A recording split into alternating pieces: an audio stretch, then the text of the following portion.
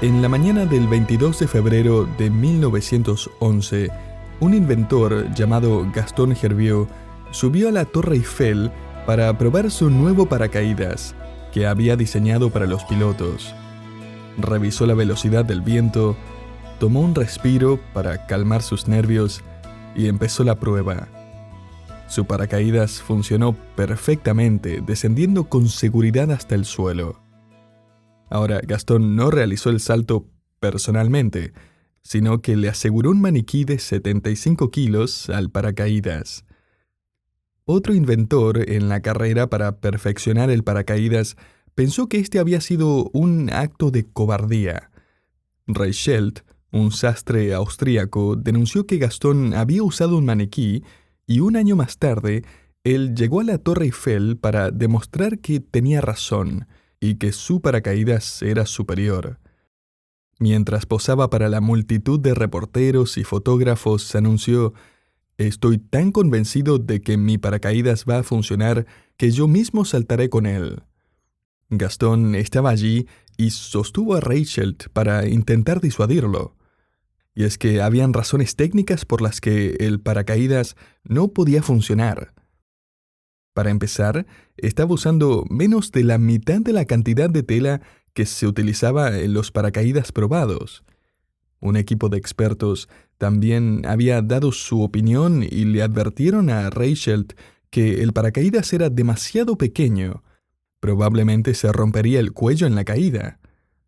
Al final, resultó que él no solo iba a ignorar a todos, sino que también iba a ignorar a su propia experiencia, porque él ya había probado este paracaídas con maniquíes y todos se habían estrellado.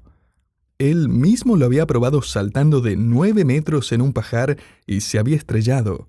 Lo había probado a 6 metros sin la paja y se había roto una pierna al caer. Pero él no iba a escuchar a nadie y siguió adelante. Los periodistas que cubrieron el acontecimiento registraron que cuando él saltó de la torre, cayó casi 5 segundos acelerando constantemente hasta golpear el suelo a 95 kilómetros por hora. Murió instantáneamente. Él se convirtió en un ejemplo dramático de las tantas tragedias que vemos el día de hoy, pero también se convirtió en un ejemplo de alguien que carece de lo que llamamos sentido común. Mira, a este hombre no le faltó educación. Tampoco le faltaba un buen trabajo. No le faltó valor, determinación o persistencia. Lo que le faltó fue sentido común para aplicar lo que había aprendido en el pasado en lo que pensaba hacer en el futuro. Le faltó sentido común para saber cuándo escuchar en lugar de hablar. Le faltó ese importante, intangible y protector sentido común que ya no es tan común que digamos. Un sentido común poco común. Ahora, Salomón ha descrito en varias ocasiones en su diario de vida a esta clase de individuos. En su libro de Proverbios los describe como personas simples, ingenuas, tercas o intencionalmente ignorantes. De hecho, Salomón aún va a usar términos como necio e insensato más de 100 veces en sus libros de sabiduría. En el capítulo 10 de Eclesiastés, Salomón va a usar estos términos 9 veces. Locura o necedad describe a la persona que diríamos que carece de sentido común. Y Salomón comienza el capítulo 10 con 3 ilustraciones de esta persona. Fíjese en el versículo 1 que dice: «Las moscas muertas hacen heder y dar mal olor al perfume del perfumista. Así una pequeña locura al que es estimado como sabio y honorable». En el mundo antiguo, hacer un perfume era una ciencia altamente especializada. En la generación de Daniel en Babilonia, los sabios o magos se encargaban de proteger las mejores fórmulas. En los días de Esther, la realeza tenía mercaderes recorriendo el mundo en búsqueda de la última fragancia, colonias, lociones, perfumes. Pero, por supuesto, aún la botella más cara de perfume podía perder todo su valor instantáneamente. Y es evidente que esto ocurrió varias veces como para que Salomón lo haya visto. Moscas o insectos que caen en la fórmula y que arruinan todo el perfume. Y lo mismo pasa hoy. Si va a comprarse uno de esos frappuccinos exageradamente caros en Starbucks y luego abre la tapa para revolver el caramelo en su moka de chocolate blanco y se da cuenta de que una mosca muerta está flotando en el café, usted no se va a acercar al mostrador y le va a pedir al empleado: «Joven, ¿le molestaría tomar una cuchara y sacar esta mosca para que pueda tomar mi café?». No, usted va a querer uno nuevo. Esa mosca lo arruinó todo. Esa pequeña criatura lo contaminó todo. Salomón está tratando de hacer una conexión aquí que no nos gusta hacer cuando se trata de nuestras propias vidas, pero que el sentido común nos dice que es verdad. Y es que tal como una mosca muerta puede estropear un costoso perfume, una pequeña necedad puede opacar toda una vida caracterizada por una buena reputación. Si lo ponemos en forma de principio, podríamos resumir esta ilustración de la siguiente manera. Los pequeños pecados terminan ensuciando una buena reputación. Solo una pequeña necedad, una pequeña mentira, un pequeño gasto personal en la cuenta del trabajo o una pequeña exageración en la hoja de vida. Tristemente, lo hemos visto aún en líderes de la iglesia, hasta en gobernantes de países influyentes. De repente esa necedad sale a la luz y roba la reputación de ese aroma de integridad, de dignidad y honestidad. El mundo quizás diga: «Está bien, relajémonos un poco. Si no es la gran cosa. Acérquese al límite tanto como pueda sin que lo atrapen». Pero el sentido común le susurra: «Aléjese lo más lejos posible de ese límite». He visitado gente en la cárcel y he recibido cartas de presos que me cuentan su historia de cómo todo empezó con un pequeño paso de necedad. En 1859, Charles Spurgeon, el famoso pastor de Londres, predicó un sermón titulado «Pequeños pecados» y dijo: «Los más sabios entre nosotros siempre han temido los pequeños pecados. Reconocen que en el infierno rebosan los pecados pequeños. Hay un mundo de iniquidad escondido en una sola acción, en un pensamiento pecaminoso, y debemos evitarlos con temor. Los pequeños pecados conducen a los grandes, así que manténgase alejado de ellos». Y es que los pequeños pecados eventualmente acaban por ensuciar o incluso destruir una buena reputación. Salomón continúa dándonos otra ilustración de la falta de sentido común y escribe en el versículo 2: «El corazón del sabio lo guía hacia la derecha, mas el corazón del necio a su izquierda». Si lo ponemos en forma de principio, podríamos resumirlo así: la perspectiva del corazón acabará dominando la dirección de una persona. Cuando Salomón escribe que los sabios se mueven a la derecha y los necios a la izquierda, él no está haciendo una declaración política. Tampoco quiere ofender a los zurdos. Él revela aquí una verdad categórica. Él se está refiriendo a lo que esa cultura, así como el mismo vocabulario bíblico, dice sobre la mano derecha. La mano derecha es la mano de la bendición, desde los días de los patriarcas, Génesis 48. También está asociada a la protección divina. El Salmo 17:7 nos dice que Dios nos sostiene de la mano derecha. También hace referencia a la autoridad de Dios, y es por eso que Jesús está sentado a la diestra del Padre, Colosenses 3:1. Hasta el día de hoy levantamos la mano derecha cuando hacemos un juramento en la corte y prometemos decir la verdad, toda la verdad y nada más que la verdad. Y hasta el día de hoy estrechamos la mano derecha cuando hacemos un compromiso de palabra o una promesa o un acuerdo. Y hasta el día de hoy nos saludamos unos a otros estrechando la mano derecha. Salomón simplemente dice aquí que la sala de control maestro que determina y domina nuestra dirección, moviéndonos hacia la izquierda o hacia la derecha, es el corazón. Lo que usted cree acerca de Dios, la vida, la verdad, el bien y el mal, residen en su corazón. Y Salomón escribe que éste nos inclina y domina las decisiones que nos mueven hacia la derecha o hacia la izquierda. Porque todo en la vida obedece en última instancia al corazón. Y lo que Salomón escribe aquí es la verdad de que si su corazón está inclinado hacia la derecha, lo va a llevar hacia Dios, y si lo inclina hacia la izquierda, lo alejará de Él. Si se inclina hacia la derecha, básicamente estará acercándose hacia la autoridad del trono de Dios y su palabra. Y si lo hace hacia la izquierda, se estará alejando de la autoridad de la palabra de Dios y su gloria.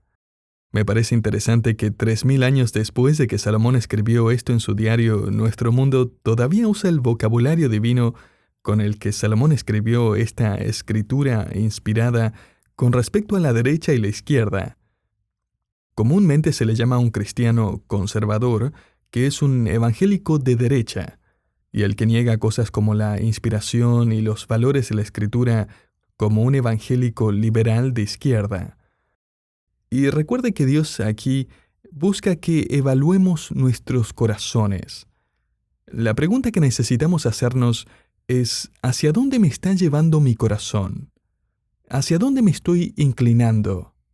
El sentido común diría que usted necesita inclinarse hacia Dios, hacia su palabra, hacia su gloria. Pero la necedad dirá, no te arruines la fiesta, no te preocupes por Dios, si probablemente ni siquiera existe.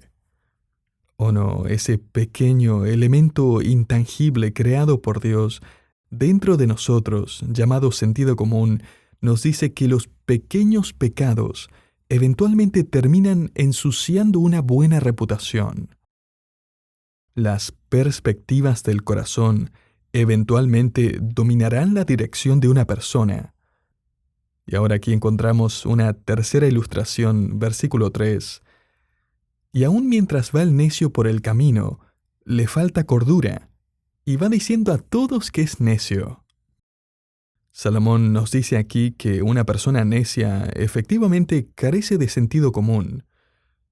Aunque no diga una sola palabra, solo está yendo por el camino de la vida, su conducta dice que su insensatez es mayor de lo que él cree. Podríamos poner el versículo en forma de principio y decirlo de esta manera: los necios serán eventualmente distinguidos por sus acciones. O sea, no lo pueden ocultar, se les va a notar. Un autor comenta que esta persona no es consciente de cuán obvia es su necedad, y que es muy probable que él piense que es un sabio a pesar de que es un necio. Recuerde que en las Escrituras un necio no es un término despectivo, sino que es uno descriptivo, para el que niega al Dios creador. Esto se describe en más detalle en Romanos capítulo 1, donde los que niegan que Dios creó los cielos y la tierra, en lugar de darle gracias, se niegan a reconocerlo con sus especulaciones sobre los orígenes del mundo, junto a sus normas morales equivocadas que se alejan cada vez más del estándar divino. Y Dios hace este anuncio: pues habiendo conocido a Dios o acerca de Dios, no le glorificaron como a Dios, ni le dieron gracias, sino que se envanecieron en sus razonamientos, y su necio corazón fue entenebrecido. Profesando ser sabios, se hicieron necios. Romanos 1 del 21 al 22. Mire, algunas de las personas más brillantes y talentosas, y populares, y educadas del planeta personifican la verdad de esta advertencia. Se envanecen en sus razonamientos. Me encontré con un estudio que analizaba los escritos de personas famosas de los últimos 200 años, un estudio exhaustivo que buscaba determinar lo que estas personas creían sobre el significado de la vida. El 17% de ellos creía que la vida era simplemente para disfrutarla, porque después de la vida todo se acaba. El 11% dijo que la vida no tiene sentido en absoluto. Clarence Darrow escribió que la vida es como un barco sacudido por las olas y el viento, un barco que no tiene rumbo, ni timón, ni brújula o piloto, simplemente flotando por un tiempo y que luego se pierde entre las olas. El 5% pensaba que nosotros creamos nuestro propio significado en la vida, como Carl Sagan, que escribió: «Vivimos en un vasto y asombroso universo donde la humanidad se aferra a un oscuro trozo de roca. El significado de nuestras vidas depende de nuestra propia sabiduría». Pero si el significado de la vida proviene de nuestra propia sabiduría, ¿cómo le está yendo al mundo con eso? Es como saltar de la Torre Eiffel con un paracaídas que ha fallado una y otra vez, pero que aún así lo seguimos intentando. La sabiduría de este mundo ha fracasado en responder a las preguntas más básicas de la existencia humana. ¿De dónde venimos? ¿Cuál es el significado de la vida? ¿Hay un Dios en el universo? ¿Hay algo más allá de esta vida? ¿Y qué hago con esta culpa que siento en mi interior?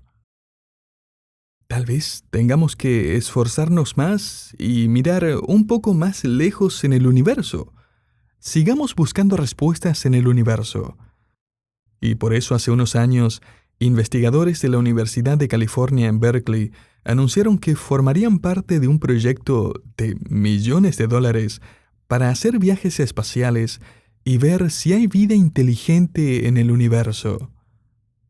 Tal vez obtengamos algunas respuestas. El plan es enviar pequeñas naves que viajen a una quinta parte de la velocidad de la luz hasta la galaxia Alpha Centauri. Stephen Hawking, que todavía vivía en ese momento, expresó el propósito de este proyecto afirmando que es importante saber si estamos solos en la oscuridad o no. ¿Qué importa la palabra de Dios? ¿Qué importa la evidencia histórica? ¿Qué importa la profecía cumplida y qué importa la tumba vacía?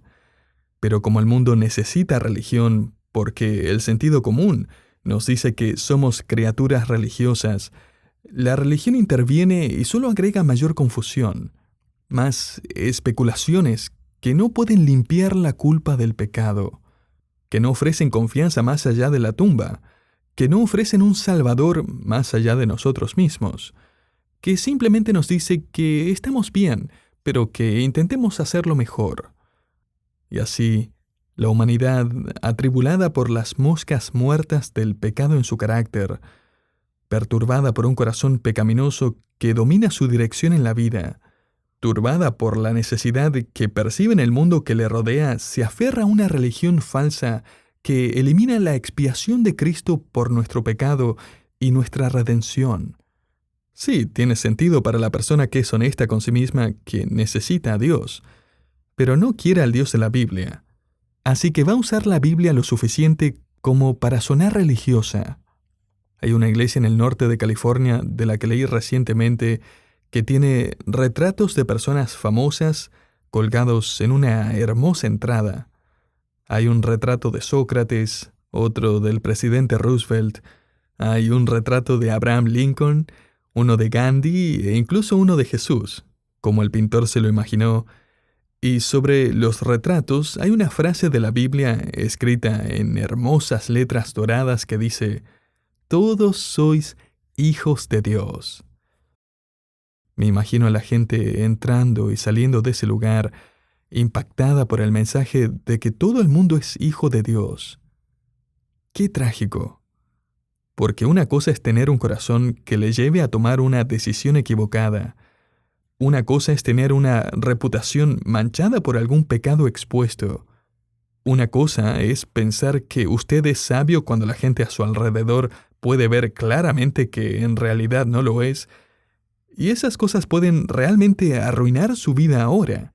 Pero es otra cosa, y mucho más importante y trágica, creer el mensaje equivocado y ser engañado no solo en esta vida, sino en la vida eterna. Como verá, esa iglesia que mencioné solo puso la primera parte del versículo, que se encuentra en Gálatas 3:26. Omitieron la última parte del versículo. El versículo entero dice: pues todos sois hijos de Dios por la fe en Cristo Jesús. Querido oyente, escucha a Jesucristo, que le dice que deje de vagar en las tinieblas de sus vanos razonamientos y especulaciones, y dice en Juan capítulo 8, versículo 12, yo soy la luz del mundo, y el que me sigue no andará en tinieblas, sino que tendrá la luz de la vida.